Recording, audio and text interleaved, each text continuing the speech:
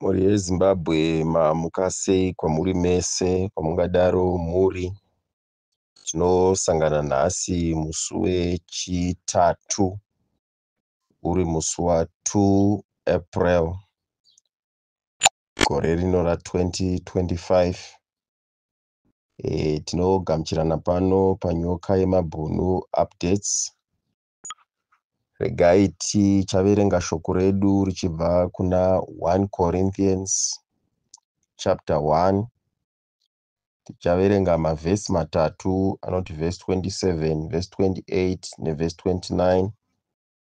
Musoro wedu weshoko unoti iwo Kristo ndiye uchenjeri nesimba raMwari. Vhesi 27 inoti asi Mwari akasarudza zvinhu zvoupenzi zvenyika ino kuti anyadzise vakachenjera. Mwari akasarudza zvinhu zvisina simba zvenyika ino kuti anyadzise vane simba. Vhesi 28 inotiyo Mwari akasarudza zvinhu zvepasi pasi zvenyika ino uye zvakazvidzwa nezvinhu zvisipo kuti ashayise simba zvinhu zviripo. Vhesi 29 inoti kuti kurege kuva nomunhu angazvikudza pamberi paMwari. Tinoda kutenda Mwari neshoko raatipa mangwanani ano. Mashoko atapiwa mangwanani ano achibva kuna vaKorinde. Ibhuku rakanyorwa naPaul. Murume uyu munhu akanga akapiwa uchenjeri naMwari. Paul, ndoda kupa background kashoma shoma. Paul akanga ari munhu aimboita zvakaipa achifungidzira kuti zvakanga zvakanaka. Asi neimwe nguva tinoona kuti Paul, Mwari vanozongosangana naye nerimwe zuva vanomupenyera vobva vamupofomadza. Asi anozotanga hake kuona paya Mwari vamuratidza nzira yaakanga achifamba nayo. Zvino Paul azotendeuka akambenga achimbonzi Saul akuzonzi Paul. Ane magwara anonyora kusanganisira irori bhuku rinonzi vaKorinde nemamwe ari kuNew Testament. But Paul apa anotipa mashoko ane uchenjeri mukati, achitiudza kuti Jesu Kristo ndiye uchenjeri, ndiye simba raMwari. Muzita raJesu, zita rokuti Jesu irori ndo uno uchenjeri, ndo mune simba raMwari. So Paul anoda kutitsanangurira kuti Mwari kana akanga achinge achishanda mukati meupenyu hwedu, anotarisa zvinhu anowanza kushandisa zvinhu zvinowanza kutarisirwa pasi pasi, nezvinhu zvinoshoreka mukati menyika, zvinoshoreka mukati mekurarama mevanhu. Mwari anowanza kushandisa zvinhu zvinowanza kutarisirwa pasi pasi zvenyika ino kuti anyadzise izvo zvinonzi zvine simba.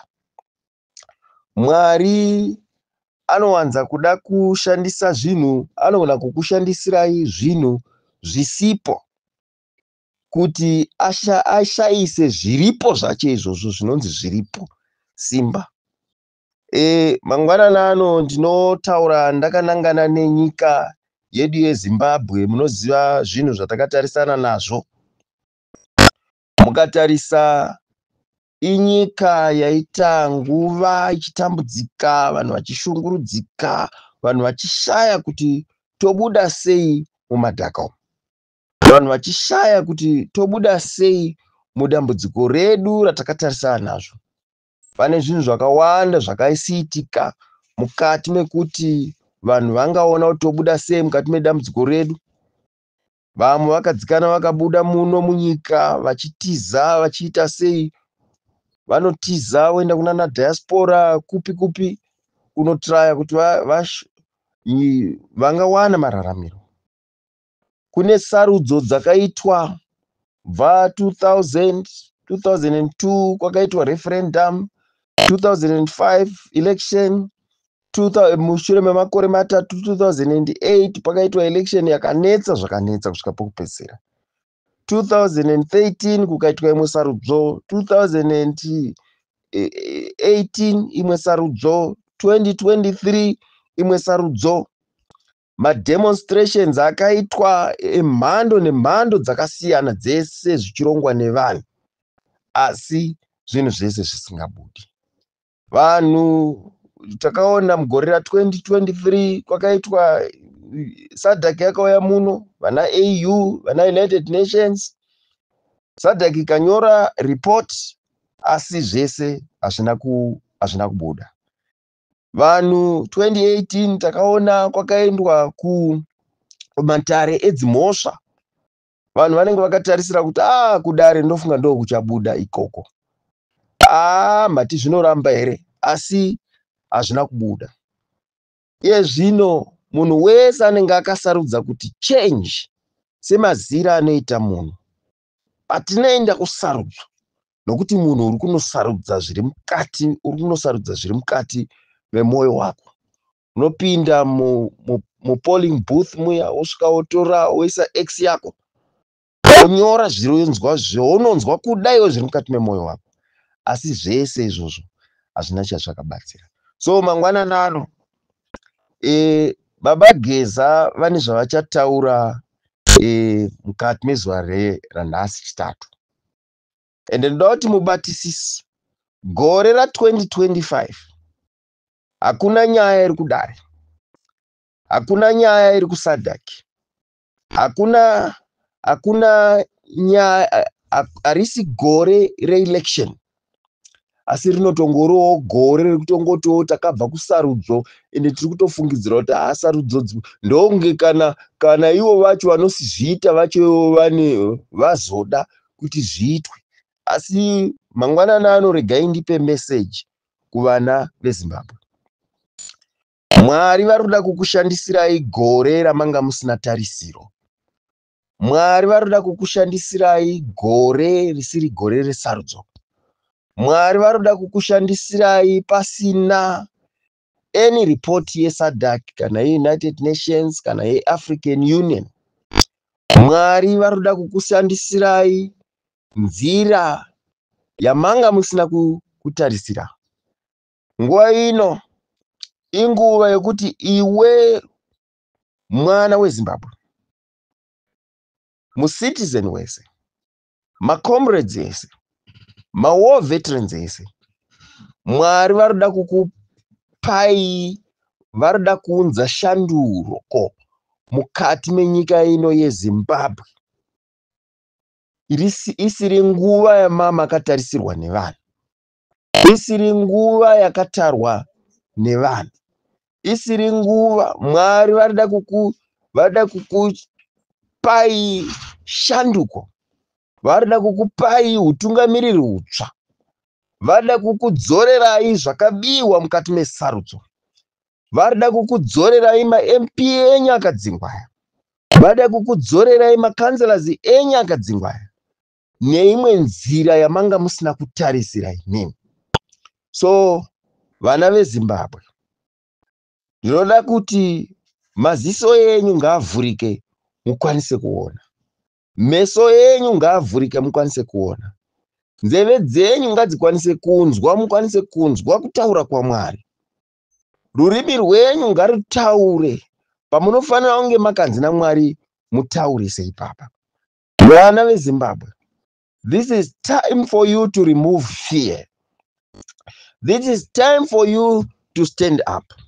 Pamuchapiwa kodi mukati mezuva ranhasi naBaba Geza, machange champions, Mwari ngaakuzarurei maziso, Mwari ngaakuvhurei nzeve dzenyu, Mwari ngaakubvisei fiye iri mukati mekurarama kwenyu, muzive kuti nguva yaMwari yakwana. nguva yaMwari. This is God's time. Stand up. This is God's time. Remove fear.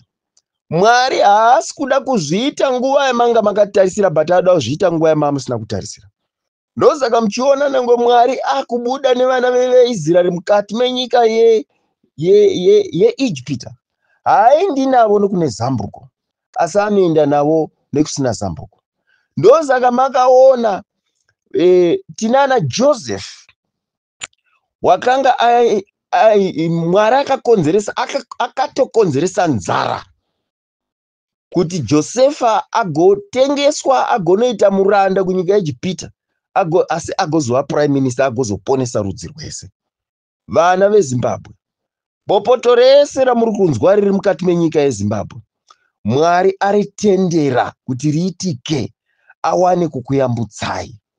Bopoto rese riri kuitika mukati menyika yeZimbabwe, politics dzeZimbabwe, Mwari aritendera senzira yekuti akwanise kusunungura vana veZimbabwe.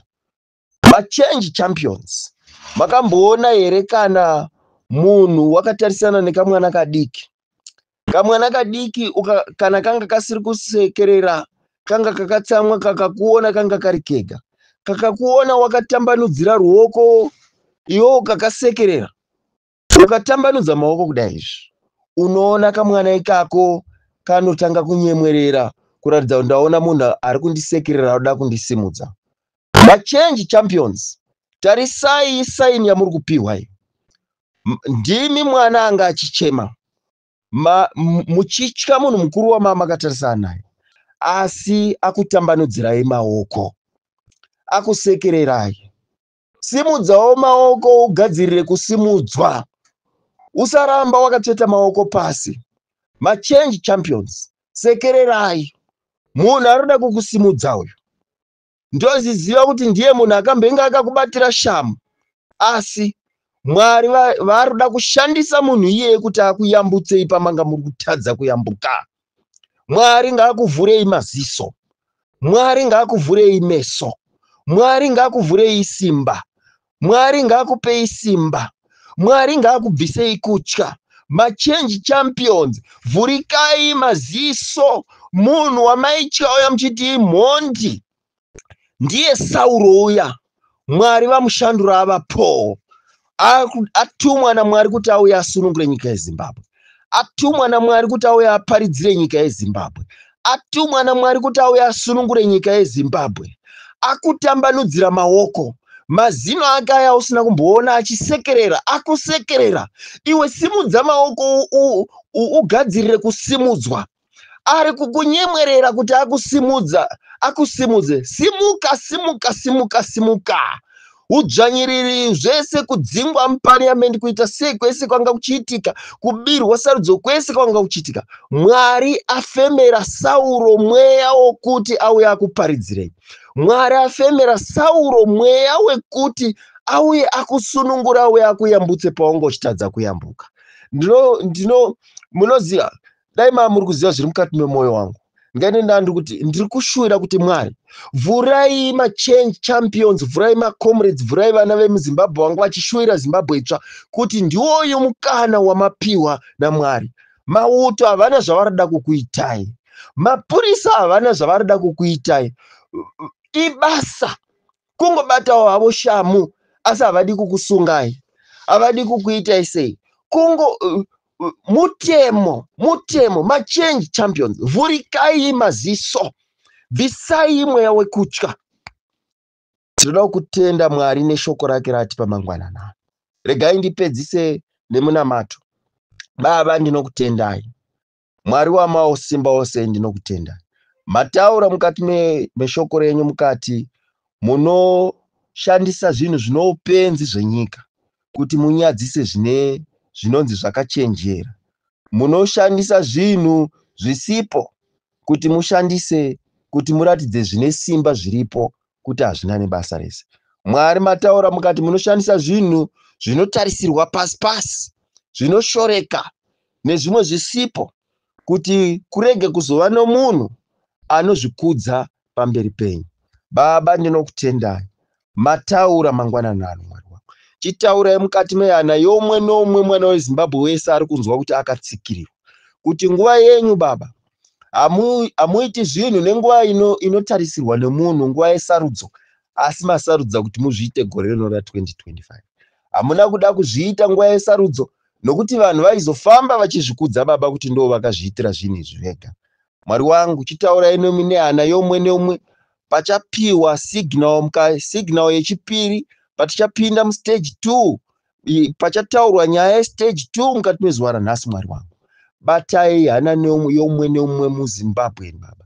Taurai nomwe nomwe mwana wangu, azive kuti nguva yaMwari yakwana, azive kuti Mwari munovhura panga pasina road, sezvamakaita kuvana vevaIsraeri. Hamuna kuvaendesa nekwakanga kuine bridge, asi makavaendesa nepakanga pasina mukamisa mvura. Saka Baba, nguva yekuti vana veZimbabwe vasunungurwe ndiyo yakwana. Tinokutendai Baba, nezita raJesu takunamatai, amen. Vana veZimbabwe, muve nenguva yakanaka, muve nenguva yakanaka. Mwari wakawanirei nyasha, Mwari akuitirei tsitsi. Ini semazuva ese pano panyoka yemabhunu updates, ndinonzi murandarume Mapango Mapengo.